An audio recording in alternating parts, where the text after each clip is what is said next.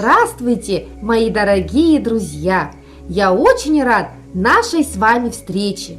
Сегодня мы с вами побеседуем о том, что лес – это огромная экологическая система, и в ней живет различное множество живых организмов, где все связано невидимыми ниточками. Это одна из природных зон нашей страны. И мы имеем с вами возможность ходить в лес и выезжать в лес.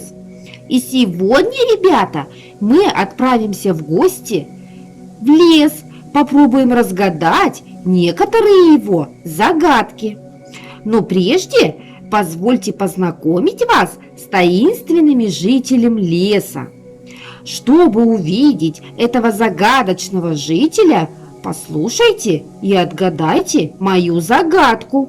Если ответ правильный, то вы узнаете имя и увидите этого таинственного лесного жителя. Итак, моя загадка. Деревянный мужичок, вместо носика сучок, ручки, палочки-крючки, а на ножках лапотки. Весь зеленый старичок. Кто это, ребята?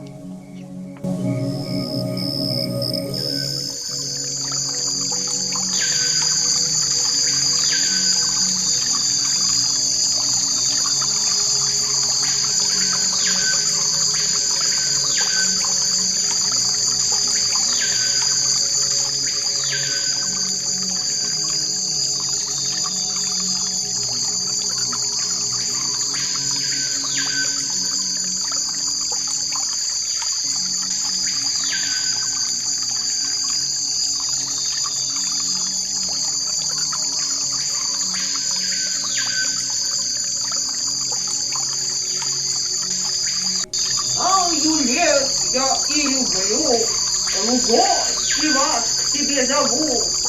Все в лесу мне интересно, каждый куст и каждый пень. Ой, много дел у старичка.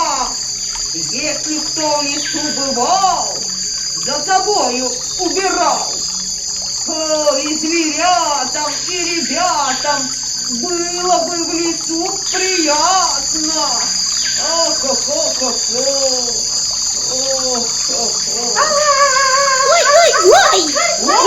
да что же это такое? Не шуми. Ой, а что это за шум? Тише, не шумите. У меня в лесу должен быть порядок. Запомните, все обитатели леса живут очень тихо вместе. Они тесно связаны между собой.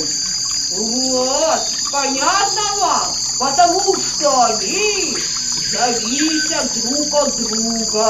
Лес – это легкие нашей планеты. В лесу очень легко дышится. Чувствуете, как дышится-то легко, а? Потому что в лесу растения выделяют много кислорода. Вот, вы знаете об этом, а, друзья мои? Вот, лес – это группа деревьев, кустарников, трав. Вот растений и животных, которые существуют на одной территории. Вот. А вот если исчезнет какая-нибудь группа, растения, например, или животные, то лес-то может и погибнуть, друзья. Вот.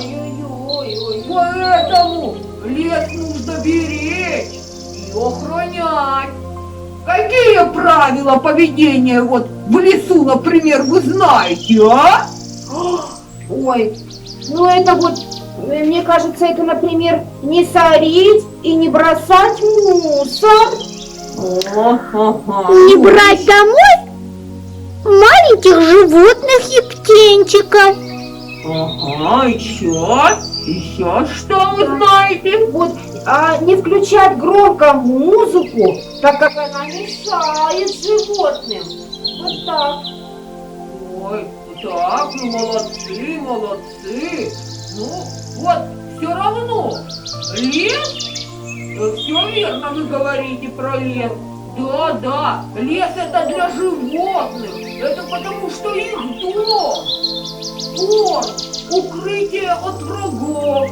Поэтому, друзья мои, не разжигайте костры в лесу, не убивайте животных, не разоряйте птичьи гнезда и не вырубайте леса. Верно. Вот, это вы должны знать. Весной зимой встречаются лекарственные и ядовитые растения. Вот, обратите внимание на лекарственные растения. Вот, майский ландыш, подснежник, медуница, вот, еще первоцвет, еще есть такое растение хохлатка, вот. Вы уже догадались, для чего нужны лекарственные растения, а? Да, кажется, да. Эти растения, лесовичок, помогают человеку, лечат его от различных заболеваний. Вот так. Все верно. Вы знаете, что многие лекарственные растения занесены в Красную книгу. Вот. Мы с вами говорили о лекарственных растениях, но в лесу можно встретить и ядовитые растения. Вот. Да, это вот мухомор, гриб такой мухомор, вороний глаз, а еще есть волчье лыко, бледную поганку можно встретить. Ой-ой-ой, как это опасно для здоровья. Несмотря на то, что они ядовитые, их нельзя уничтожать все равно. Почему, как вы думаете? А потому что их нельзя уничтожать, потому что мы питаемся ими, то есть звери и птицы. Все верно, молодцы. Ну, давайте тогда беречь лес, правильно я говорю? Правильно. Берегите лес, ребята. Он нам дарит кислород. В нем еще живут зверята Разных видов и пород.